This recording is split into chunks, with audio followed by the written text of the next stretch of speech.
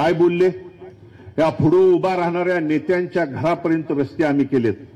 आम्ही अनिल दादा आहेत, काका मी आहे, अजून कोणी तुम्ही जावा, आम्ही जे राहतोय त्या घरापर्यंत तुम्ही शूटिंगचे इथं पत्रकार बंधू आहेत कॅमेरे घेऊन जावा, आमच्या घरापर्यंतचे रस्ते त्या ठिकाणी बघा. आम्ही सेवक म्हणून काम करत असताना मायबाप जनता सर्वस्व मानून काम केलंय, पण तुम्ही नगरपालिकेच्या सरकारचा सत्तेचा वापर करून तुमच्या घराचा कलर किंवा त्या ठिकाणी गिलावा व्हायच्या अगोदर जर 2 पदरी रस्ता घरापर्यंत जायचा होत असेल आणि दुरुपयोग करत असाल आणि रस्ता 2 पदरी करत असताना गोरगरिबाची घरं दारं कंपाऊंड देखील पाडण्याचं काम केलं. माझे पत्रकार बंधू कुलकर्णी म्हणून पत्रकार आमचे आहेत, त्यांचं कंपाऊंड आणि घर पाडण्याचं काम का? तर मालकांच्या घराकडे जाण्याला रस्त्याला अडथळा निर्माण होतोय बंधूंनो. ते व्यवस्थित जाऊ शकत नाहीत, त्यांना खड्ड धूळ चालत नाही, त्यांना डोळ्याला ऊन चालत नाही, गॉगल घालून प्रचार करतात. बघितलं असेल, शूटिंग बघा, फोटो बघा, नाही ऊन चालतच नाही हो.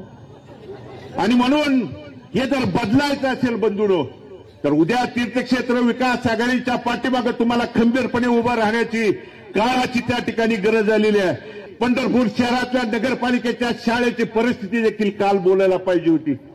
तुम्ही आमच्या आरोग्याच्या विषयी नगरपालिकेचा चालू असलेला दवाखाना बंद पाडून स्वतःचे दवाखाने भरण्यासाठी आणि इथली नगरपालिकेची शाळा चांगली चालली तर माझ्या गोरगरिबाची सर्वसामान्यांची मुलं तिथे शिकतील आणि आम्ही उभा केलेल्या शाळा बंद पडतील, या पापातनं इथल्या शाळा बंद पाडण्याचं काम त्या ठिकाणी केलं.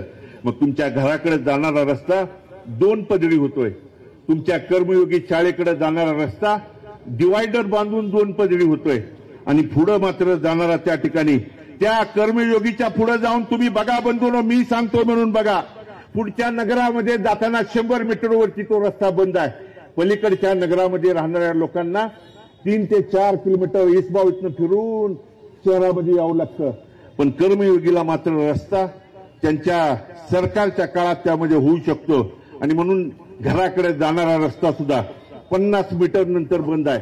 पुढच्या राहणाऱ्याला रस्ता मागायचा नाही मागायचा, मागितल्यानंतर मग वेगळी भूमिका, तुला दाखवतो बघतो. पण दाखवायचं आणि बदलायचं दिवस बदलून गेलेले आहेत. गुंडगिरी वाईट प्रवृत्तीला थारा न देण्याची उद्याची ही निवडणूक आहे. जे आज आरोप करतायत ना, काल प्रिन्स चार्ल्स बोलले कुणावर दमदाटी करू नका, अरेरावी करू नका.